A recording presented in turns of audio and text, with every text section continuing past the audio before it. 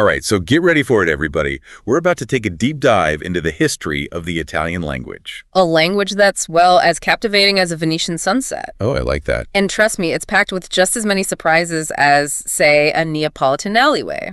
Okay, you've got my attention. So where do we even begin? Well, like all roads, we have to start in Rome. Okay. And with the Romans and their complicated relationship with Latin. What was the linguistic scene like back then? All right, picture this. You're strolling through those bustling Roman streets. Okay, I'm there. Hit me with those ancient vibes. You'd actually hear two distinct flavors of Latin being spoken. Two flavors, huh? You got it. The Romans had different registers. Think of it as the Romans having their formal wear Latin. Okay, I'm intrigued. Formal wear Latin. Go on. And their more casual, everyday wear Latin. I see where you're going with this. So for official business, they'd use Latin loqui, which is, what we now call classical Latin. right, the Latin of Cicero and Virgil, all those heavy hitters. Exactly. But then there was Romani loqui, the more, everyday, casual Latin that the common people would use. Think soldiers, merchants, the average Roman going about their day. So kind of like how we might switch between formal and informal language depending on the situation. Precisely. And it's actually this vulgar Latin, this Romanese loqui, that laid the groundwork for, you guessed it, Italian. And not just Italian, mind you, all of its Romance language siblings as well. French, Spanish, Portuguese, Romanian. Wow, I never realized. So all those chats on the streets of ancient Rome were actually like planting the seeds for all these languages we speak today. That's right. Think of it like a big, sprawling family tree with its roots going all the way back to ancient Rome. Wow, okay. I never thought about it like that before. But how did that everyday Roman speech turn into, the Italian we know today? Things get really interesting here. So fast forward a few centuries, the Roman Empire is falling apart. You've got barbarian tribes all over the place. The Byzantines are making their mark. Arab traders are in Sicily. It's a huge mix of cultures and languages. So like linguistic chaos. Yeah, you could say that. And all this upheaval really changed the Latin that was spoken in different parts of Italy. Imagine those vulgar Latin dialects getting mixed up with words from Gothic, Lombardic, Greek, Arabic, you name it. It's amazing how different regions could have basically made their own languages from the same Latin roots. You can really see how, geography and history shaped things, right? Yeah, definitely. Well, when the empire crumbled, formal Latin education declined, giving Romanese loqui more freedom to evolve and change. Though it's crucial to note that even though they were becoming distinct, those vulgar Latin dialects were still closer than they would be later on. But for a long time, they were mainly spoken languages. Anything written was still in Latin, which over time became what the church used, ecclesiastical Latin. That's why we don't see a separate Italian language in writing until much later. So this linguistic stew simmering for centuries, waiting to emerge. When do we actually see Italian starting to be written? You start to see hints of it around the 10th century. There are these documents called the Placiti Casanesi. Placiti Casanesi. These were basically records of land disputes written not in formal Latin, Okay. but in a language that clearly reflected the evolving spoken vernacular of the time. Land disputes. So Italian's written debut wasn't in some grand epic poem or a philosophical treatise, but in the nitty-gritty details of property ownership. Right. That's kind of unexpected. It might seem mundane, but those legal scribbles marked a profound shift. They give us the very first written evidence of vulgar Latin, transitioning into something we recognize as an early form of Italian. Wow, that's pretty amazing. Fast forward a couple of centuries to 12th century Sicily, during the reign of Frederick II. You might remember him. He was the Holy Roman Emperor, a big patron of the arts and sciences. Oh yeah, Frederick II. He had that whole reputation for being enlightened for his time. Exactly. And under him, the Sicilian court became a vibrant center for poetry. Poets were really experimenting with the Sicilian vernacular, exploring new forms of expression. So even before Dante, we had this flourishing of Italian vernacular literature, just in a different region. Precisely. But sadly, this period of literary blossoming kind of faded after Frederick II died.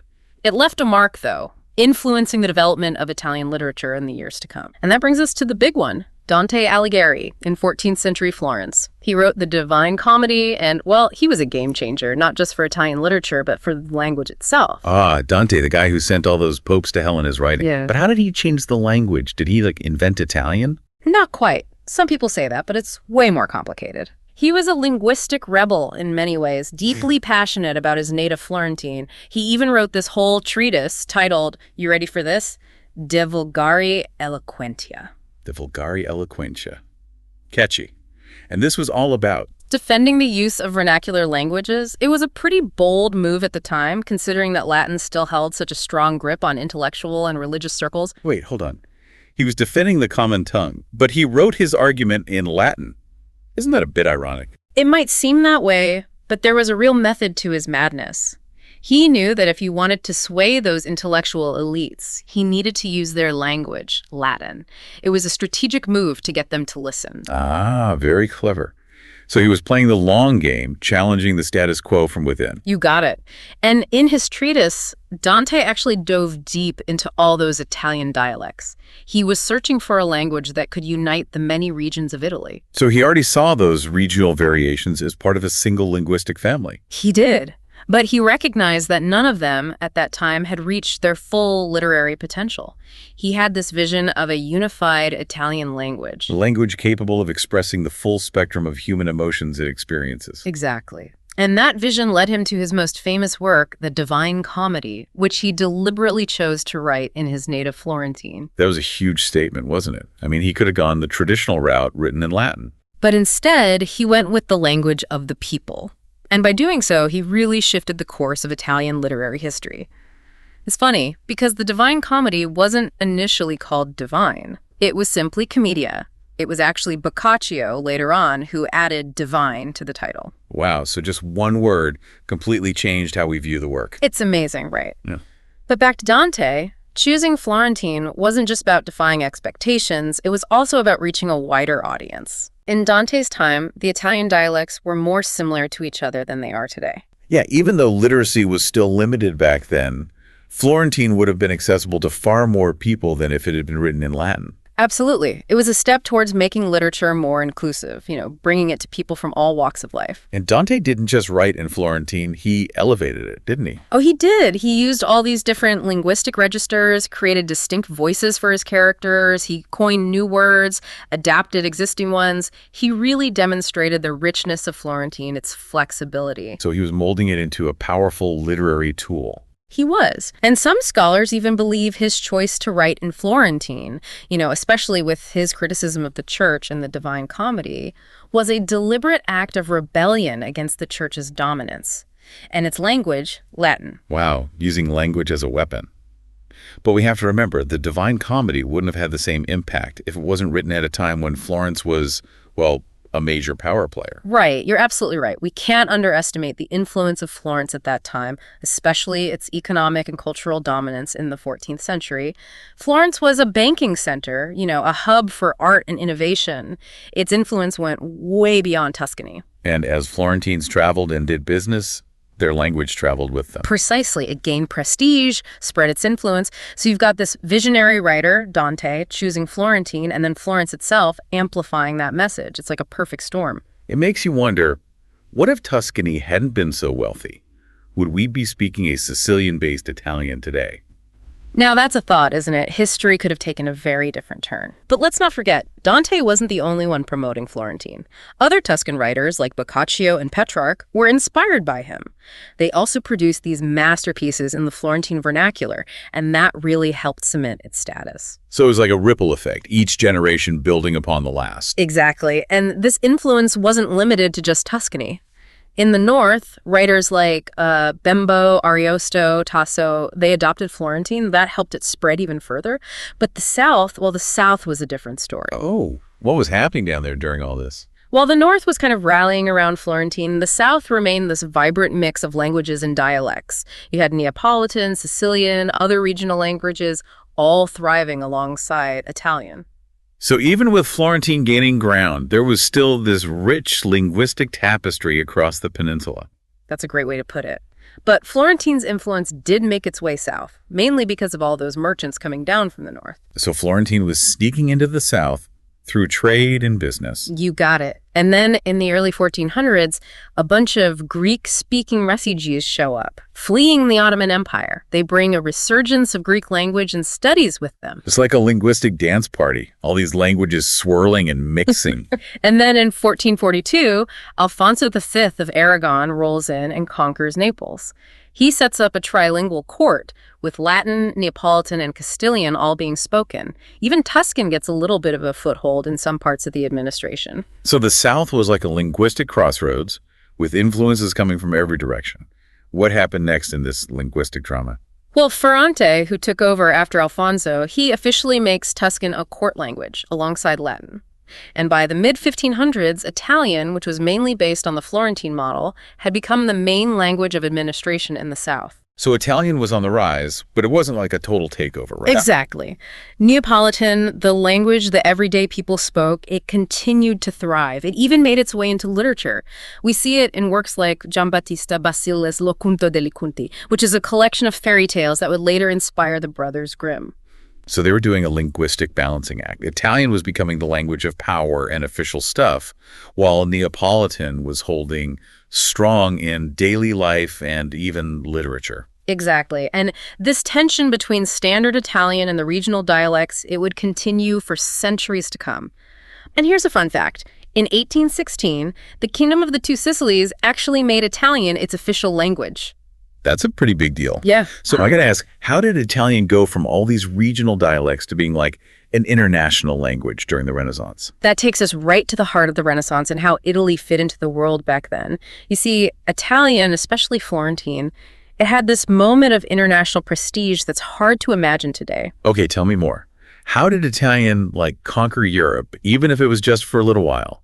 Well, the reasons are kind of complicated, tied up with all the cultural and political stuff happening then. The Renaissance started in Italy and then just exploded across Europe.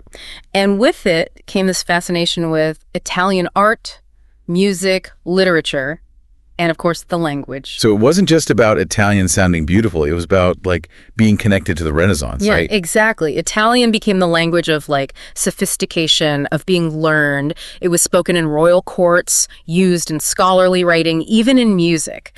So were people in Paris and London trying to drop Italian phrases to sound cool? You could say that. Italian was seen as the epitome of sophistication and refinement. Shakespeare set tons of his plays in Italy. He loved Italian stories.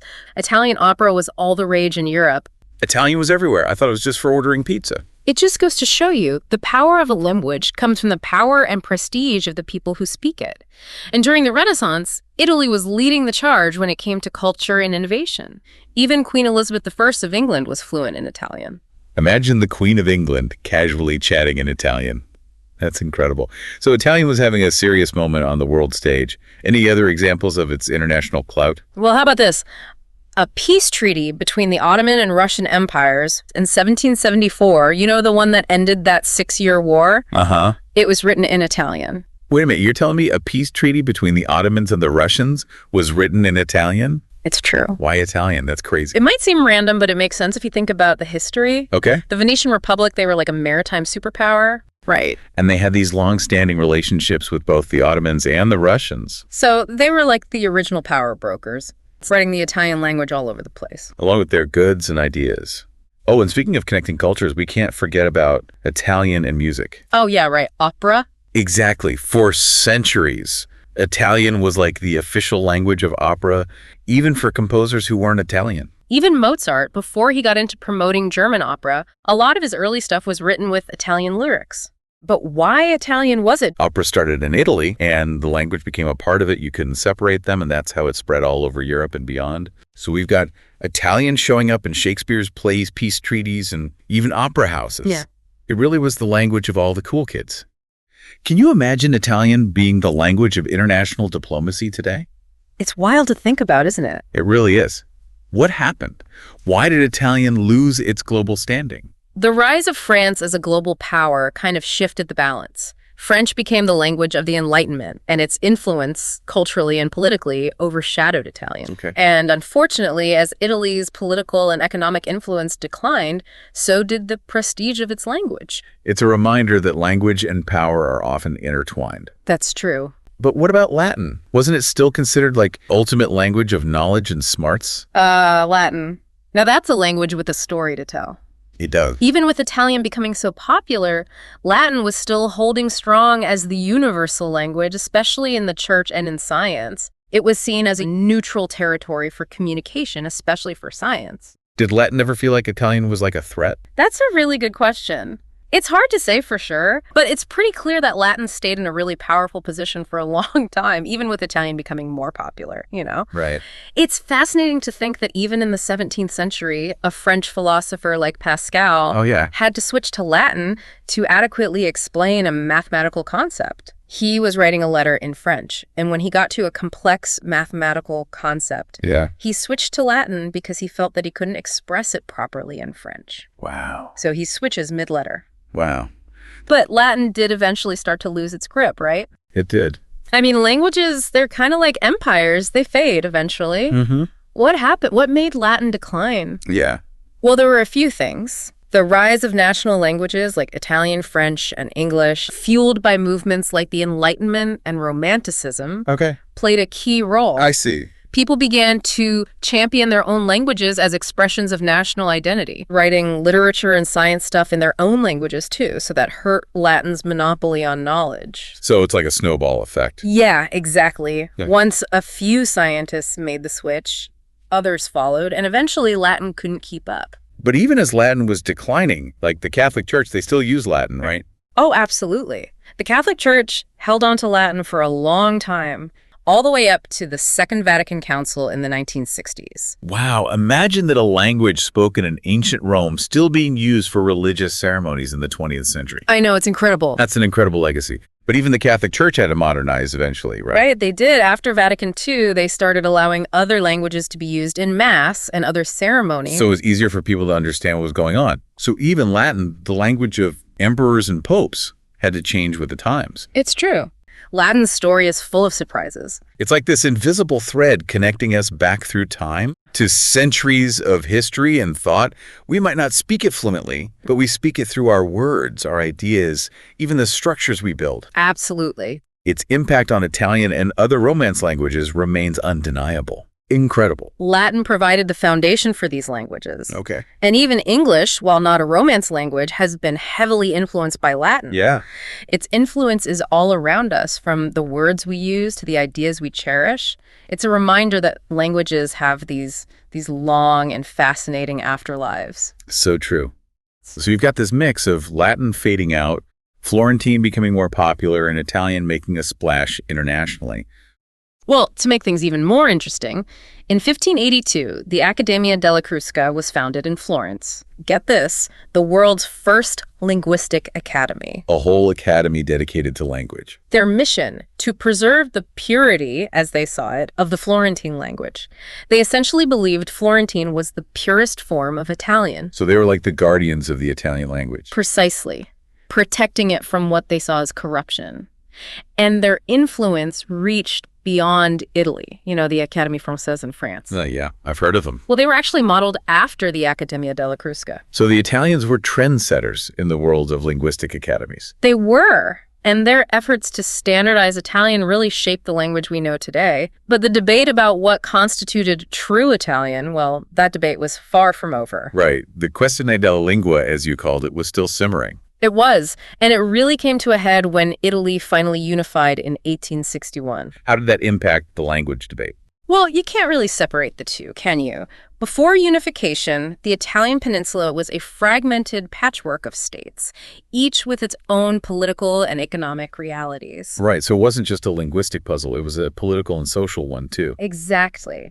And here's something that might surprise you. Even Tuscany, the birthplace of Dante and the supposed heartland of Italian, wasn't doing so well economically at this point. Hold on, I thought Tuscany was this economic powerhouse. Not at this particular moment in history. The entire Italian peninsula was lagging behind the rest of Europe economically, and that context is crucial for understanding the linguistic landscape. This economic hardship, coupled with the new ideas of the Enlightenment and Romanticism, fueled nationalist movements across Europe, including in Italy. People started thinking, hey, maybe if we band together, we'll be stronger, economically, politically. Right, and there was also this idea of reclaiming their territory. driving out the invader, as some put it. A real sense of wanting to control their own destiny. So this desire for a unified Italy was driven by these different forces. But where does language fit into all of this?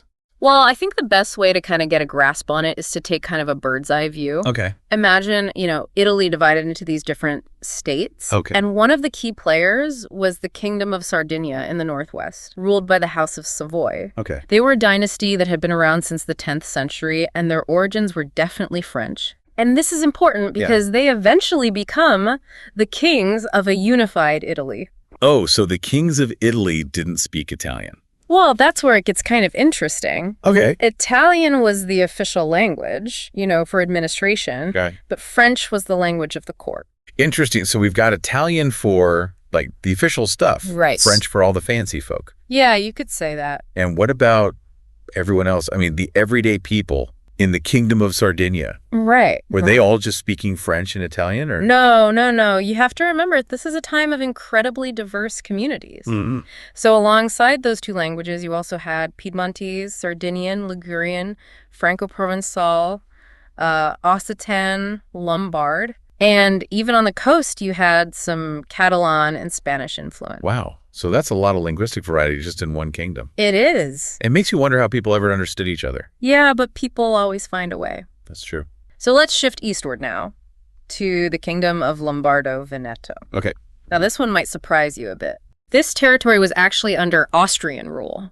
The official language there was Italian, except when communicating with Vienna. Oh, so they didn't make everyone speak German? No, they didn't, and there's a kind of a funny story about that. Oh? This anecdote comes from Karl Schönhals, an Austrian general who served in Italy. He observed that even though Lombardy-Venetia was under Austrian control, Italian was the official language of the kingdom. He even mentioned that German officials who wanted to have a career in Italy had to learn Italian. That's pretty interesting. So Italian was being used in courts, government offices, even the viceroy's cabinet, even though it was under Austrian rule. Exactly.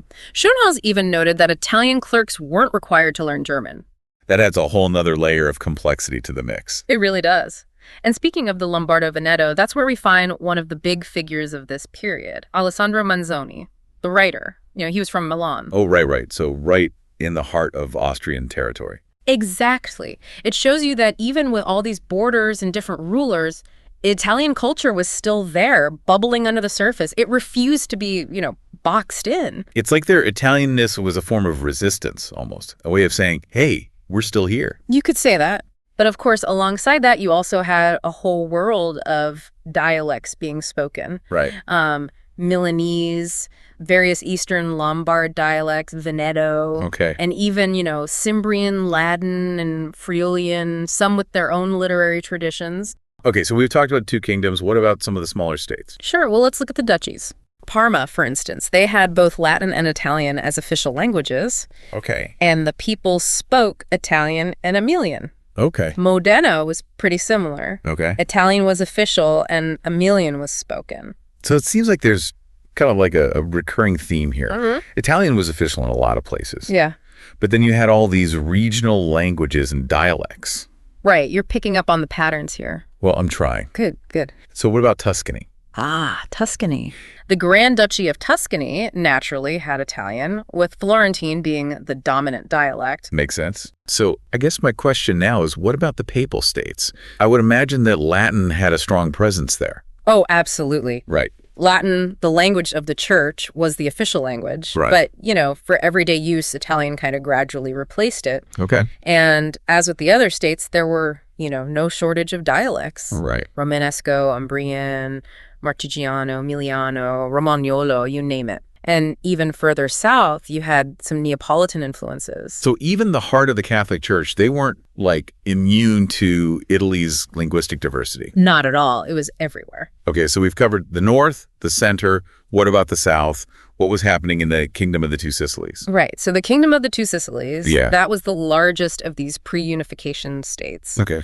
They also had Italian as their official language, Okay. but Neapolitan and Calabrian dialects were very widely spoken on the mainland, Okay. and Sicilian was prominent on the island. So with all these states, each with their own unique mix of languages and dialects, Right. how did they ever agree on a single national language? Well, that's a great question, and that's where the real debate begins. Okay. It's a story that spans centuries, it's full of passionate arguments, influential figures, and this is where Alessandro Manzoni enters the picture. Oh, right. A true champion of the Italian language. Yeah, he was the one who passionately advocated for Florentine as the base for the national language. He even revised his famous novel, The Betrothed, to reflect how people actually spoke in Florence. He did. That's right. And remember, he was actually from Milan, but he'd spent years studying and mastering Florentine. He firmly believed that a truly unified Italy needed a unified language that everyone could understand. He envisioned a language that wasn't just for scholars and the elite, but one that actually reflected the everyday lives of the people, one that would be accessible to everyone. So not some stuffy academic form of Italian. So Manzoni really saw spoken Florentine as the key to creating a shared national identity. Precisely. It's fascinating how language can, act as such a unifying force. Absolutely. And his ideas really resonated with the spirit of the 19th century, this time when Romanticism emphasized connecting with the common man. Right. It seems like all the pieces were falling into place for Florentine. Exactly. And he really put his money where his mouth was, you know. He even went back and revised his own masterpiece, I Promessi Sposi, The Betrothed. So it aligned with the way Florentine was being used in his time. Wow. Talk about dedication. He was using his own work as a model for this new Italian. But I'm guessing not everyone was on board with his proposal. I mean, the questione della lingua, that whole debate about what constituted true Italian, that didn't just vanish overnight, right? Of course not. It was a really heated debate. Some people argued that a composite language, you know, one that blended elements from various dialects, that was the way to go. Others were still clinging to this idea of a more Latin-based standard. So even with unification, you've still got all these different linguistic visions for Italy. You've got it. You could say that Florentine had already kind of won, thanks to Dante, Boccaccio, Petrarch, all those Renaissance giants. It was already the main literary language and had spread pretty far. And to be fair, Italy did need a unified language, and they needed it fast for their government, their schools, everything. And Manzoni's influence, combined with, well, the historical weight of Florentine, it all kind of tipped the scales. The government started actively promoting Florentine-based Italian in schools and government institutions across the country. It's really interesting how this whole debate about language was so tightly intertwined with the project of building a unified Italian nation. It shows just how deeply language and national identity are connected. And it wasn't just about language either. Think about the decision to make Rome the capital. Ah, right. Turin, then Florence, and finally Rome. It wasn't just a political decision. Okay. It was a symbolic choice that mirrored the questione della lingua. How so? Well, after unification, the first capital was Turin, where the unification movement had begun. Right. Then it shifted to Florence for about a decade, a nod to its cultural significance and its role in shaping the Italian language. Of course, Florence was like the heart of the Renaissance in the Italian language movement. Exactly. So it makes sense to temporarily honor Florence's contribution. Yeah. But then why the shift to Rome? Well, Rome, as the ancient capital of the Roman Empire, held a weight and significance that no other city could match. Of course. It was a symbolic reclaiming of Italy's glorious past. I see. A way of connecting the newly unified nation to its historical roots. So just as choosing Florentine as the basis for standard Italian was a way of honoring Tuscany's linguistic legacy. Yeah. Choosing Rome as the capital was a way of honoring Italy's shared Roman heritage. Exactly. Both decisions were deeply symbolic, reflecting this desire to forge a unified national identity grounded in a shared past. Despite centuries of division. Exactly. It's amazing how language and location can be so intertwined with these ideas of national identity. It is. But let's rewind a bit. This questione della lingua, this wasn't a new debate, right? It had been brewing for centuries.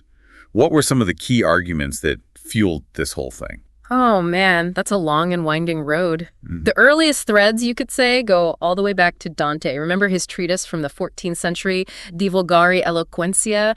That really kicked off the whole debate about the role of vernacular Italian. So Dante wasn't just a literary trailblazer, but a linguistic one as well. He was. And then in the 15th century, you had figures like Leon Battista Alberti and Lorenzo de' Medici championing the vernacular, especially the Florentine tradition. This is the Renaissance, right? A time of questioning authority, rediscovering classical knowledge. maybe there was this sense that a new era needed a new language. That's a really interesting point. And then you move into the 16th century, and you've got Pietro Bembo, who argued that the best model for Italian was 14th century Florentine, the language used by writers like Petrarch and Boccaccio. So even within those who favored Florentine, there was this debate about which Florentine, which historical period was the ideal. Exactly. It wasn't so simple. Machiavelli and Giambalori, for example, they preferred contemporary Florentine, the language of their own time, and the Accademia della Crusca, with their purist approach, well, they sided with Bembo and that 14th century model. But there were other compelling arguments out there. Like what? Well, you had people like Gian Giorgio Trissino and Baldassare Castiglione. They argued for a more inclusive approach. They envisioned an Italian language that drew upon the beauty and diversity of all of its regional dialects. That sounds lovely, but I imagine incredibly difficult to actually put into practice. How do you even begin to create a standardized language from such a wide range of dialects? It would have been a monumental task. It sounds like one big, passionate family argument. That's a great way to put it. And this linguistic family drama continued into the 17th and 18th centuries. Antonio Cesari, he was another staunch purist. He stuck with 14th century Tuscan. But then you had Vincenzo Monti, who was more progressive. He wanted a language that wasn't stuck in the past, a language that embraced, modern vocabulary and scientific terms. So it was more than just grammar or pronunciation. It was about what Italian should represent, how it should evolve. Absolutely. And then, as we talked about, Manzoni jumps into this fray in the 19th century with his idea of this living language based on contemporary Florentine usage. But even he had his critics. Really, who was challenging Manzoni? Yeah. He seemed to be pretty convincing. Well, one of the most prominent was Graziario Isaiah Ascoli, a linguist who, while he agreed on the need for a unified language, didn't agree with Manzoni's, top-down approach. So what did Ascoli propose instead? He had a really fascinating perspective. He believed that imposing one specific model, even one as prestigious as Florentine, wouldn't really solve the problem. He thought the solution was to raise the level of education across Italy. His idea was that as literacy rates increased, as people were exposed to different dialects, the language would naturally, organically move toward a standard. So he saw linguistic unification as being tied to social progress and education. Exactly. He felt that forcing a particular form of Italian on a population that was largely illiterate, well, it just wouldn't be sustainable in the long run. Ascoli sounds like a real visionary. Did his ideas catch on at the time? They were definitely influential. But, as we've seen, the urgency of unification, and let's be honest, Manzoni's persuasive powers, well, those ultimately steered the course of the Italian language. But even today, Ascoli's ideas about the social aspects of language, they're still relevant. And in a way, he foreshadowed some of the challenges that standard Italian faced in the 20th century. Even with this push for unified language, regional variations in dialects, they persisted. They held on. And standard Italian itself kept changing, constantly adapting, absorbing influences from the various ways people spoke it across the country. So that question of the language, it never really ended. It just kind of evolved alongside Italian society and culture. You got it. You mentioned earlier that language can either reinforce social hierarchies Right. or help break them down. How does that play out in the Italian context? That's a great question.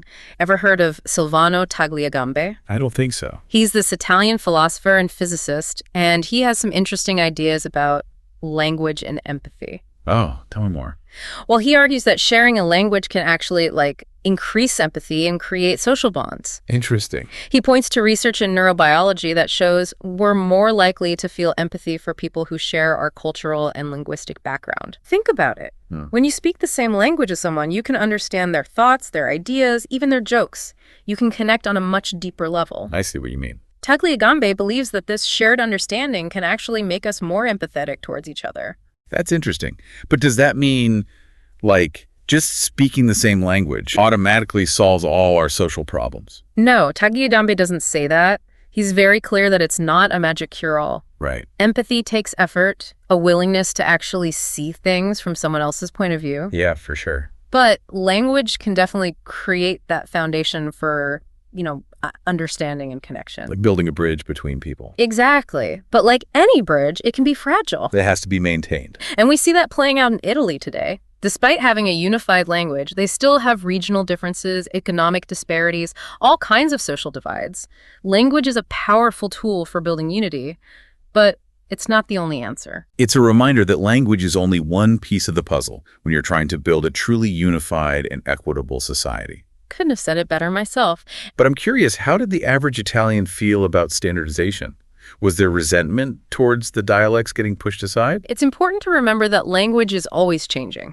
And while there might have been some pushback at first, especially from those who were really attached to their local dialects, most Italians embraced this new shared language. As a symbol of unity. Exactly. So it wasn't about abandoning their dialects completely, it was about finding that balance. Precisely. And that balance is something that's still evolving today. Got it. But what's really amazing is that even as Italian changes and adapts, those dialects are still a huge part of the country's linguistic landscape. It shows how strong regional identity is. And the richness of Italian culture. Absolutely. It's like Italian has managed to embrace both its past and present.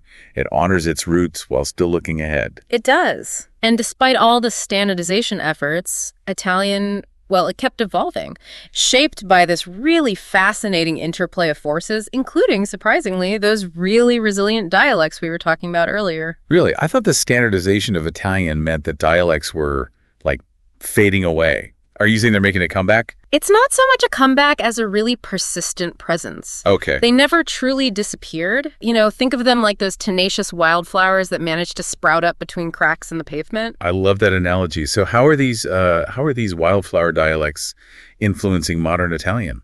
Well, despite all the efforts to standardize the language, Italian has always been, in a way, a bit of a hybrid, absorbing influences from various dialects throughout its history. And that's actually part of what gives it such richness and this, like, regional flavor. So even standard Italian has a little bit of a rebellious streak, You could say that. refusing to be completely tamed by those grammar rules. And this interaction between standard Italian and these dialects is constantly evolving, particularly in the way people speak. Okay. Even when using standard Italian, people often will sprinkle in elements of their local dialects, whether in pronunciation, grammar, or vocabulary. Linguists even have a term for this phenomenon: restandardization. Restandardization. Yeah, it's this idea that the norms of language are continuously being renegotiated, based on how people are actually using it. So it's like the street is reclaiming the language. Yeah. Shaping it organically through everyday conversations and interactions. Yeah. It's a fascinating push and pull between, like, the formal rules and the dynamic nature of spoken language. Exactly. And this restandardization is manifesting in several ways. Okay. For example, we're seeing a decline in the use of the passato remoto, a verb tense that's considered very formal, and people are opting for these more colloquial tenses like the imperfect or the passato prossimo instead. Oh, okay. It's as if they're trading in, like, a tuxedo for a more comfortable pair of jeans. Yeah. What other changes are we seeing? Another shift is happening with the future tense. So the futuro simplest can sound a little bit stiff. So people will often just use the present tense to express future actions, particularly in informal settings. So, like, I will go becomes I go. Yeah. Interesting. It seems like Italian is becoming more, like, streamlined, Yeah. shedding some of its formality in favor of a more, I don't know, direct and casual style. That's a great observation. And we're also seeing the imperfect tense taking on a much larger role. It's becoming more versatile in expressing these various nuances of meaning. So the imperfect is becoming like a linguistic multitasker, Exactly. stepping up to fill in the gaps and express a wider range of ideas. Exactly. And all these changes are happening very organically. They're driven by how people are actually using the language, not by some, like, decree from the Accademia della Crusca. Great. The Accademia della Crusca, those, like, guardians of linguistic purity are still around. They are still around. Wow.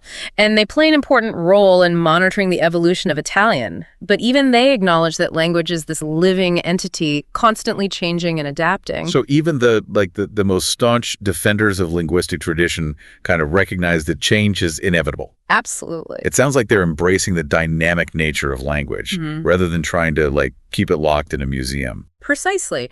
And these changes aren't only limited to grammar. Vocabulary is also in constant flux, with new words emerging and old ones taking on new meanings, reflecting the influence of, technology, globalization, and those ever-present dialects. It makes sense. But what role do dialects play in this lexical expansion? Dialects are this treasure trove of colorful expressions, slang terms, and words that perfectly capture nuances that standard Italian sometimes just misses. So they're like a linguistic spice rack, Ex- adding zest and vibrancy to the language. Exactly. And as people become more mobile and regional identities continue to blend and evolve, these dialectal expressions are finding their way into mainstream Italian. It's fascinating how dialects, once viewed as something to be suppressed or even looked down upon, are now being recognized as valuable assets, enriching the language in all these unexpected ways. Absolutely. And this shift in perception raises some intriguing questions about the future of Italian and, this delicate balance between standard Italian and its vibrant regional dialects. What do you think? What's in store for the future of Italian? Well, it's a question that sparks a lot of debate, especially now in the digital age. I mean, technology, globalization, social media, it's all having such a profound impact on how we communicate, and Italian's no exception. Yeah, you're right. Just think about how we express ourselves online using all these abbreviations, emojis. A whole new vocabulary born from the internet. It's almost like a digital dialect emerging with its own set of rules and expression. And it's not just about new words either. Our grammar and syntax seem to be shifting online as well, becoming more informal, more fragmented. I mean, do you think these digital trends could lead to a further erosion of formal Italian? It's certainly a trend worth watching. Will future generations even care about all those traditional grammar rules? Right. When they're busy communicating with emojis and internet slang? It's hard to say for sure, but there's no doubt that the digital world is influencing how we use and perceive language. And then we have globalization and the ever-present influence of English on languages all around the world. Of course. I mean, English is everywhere these days, right? In music, movies, technology. Is there a risk of Italian becoming, too Englishified, losing its distinct character in the process? Well, there's definitely a concern about the influx of all these English loanwords, but I wouldn't go so far as to call it a threat. I mean, remember, Italian has this long history of embracing outside influences, adapting them and integrating them into its own fabric. Just think of all the words Italian has borrowed from Arabic, French, Spanish throughout history. That's true. So instead of viewing English as like some sort of linguistic invader, maybe we should view it as just another ingredient in this ever-evolving Italian linguistic stew. I like that perspective. It's about striking a balance, right? Allowing the language to evolve naturally while still retaining its core identity. Absolutely. And it's not just English and digital trends that are shaping the future of Italian. I mean, those resilient dialects we've been discussing are also playing a vital role. They are. Really. I'm curious to hear more about how dialects might be influencing the future of Italian. I mean, I thought their influence was waning as Standard Italian became more dominant. Well, as younger generations become more interested in their regional identities, as they search for authenticity and a connection to their roots, there's been this growing appreciation for dialects. So it's like a counter movement to globalization. Exactly. A way of reclaiming local culture and identity in an increasingly, interconnected world. Exactly. And this renewed interest in dialects is about more than just preserving tradition. Okay. It's actually fueling creativity and innovation. We're seeing more and more artists, musicians, writers incorporating dialects into their work, blending them with standard Italian to create these new and exciting forms of expression. And this experimentation isn't just limited to the arts. We're also seeing dialects pop up in advertising and marketing. Oh, interesting. As brands try to connect with consumers on a more emotional and localized level. It's incredible how dialects, once viewed as something to be, hidden away, are now being embraced as valuable assets, adding depth and authenticity to the Italian linguistic landscape. Absolutely. It's a testament to the evolving nature of language. Yeah. And the recognition that diversity is actually a strength, not a weakness. So instead of viewing standard Italian and dialects as being in competition, we're starting to understand that they can actually coexist and even enrich one another. So the future of Italian isn't about picking one over the other. Right. It's about finding a balance, a harmonious blend of tradition and innovation, formal elegance and regional flair. You've captured it perfectly. It's about celebrating the full spectrum of Italian linguistic expression and acknowledging that the language is this dynamic, ever-changing reflection of the people who speak it. As we wrap up our deep dive into the history and future of the Italian language, what's the one key takeaway you'd like our listeners to remember? I'd say the most important thing to remember is that language is never static. It's a living, breathing entity that constantly evolves, adapting to the changing world around it. And the story of Italian is a beautiful testament to this dynamism, a testament to the power of language to connect us to our past, present, and future. Beautifully said. The Italian language has journeyed from the bustling streets of ancient Rome to the digital age, and it continues to evolve with each generation. It's a story of resilience, creativity, and the enduring power of words to shape our world. Thanks for joining us on this incredible journey. And remember, the story of Italian is far from over. It's still being written word by word, conversation by conversation.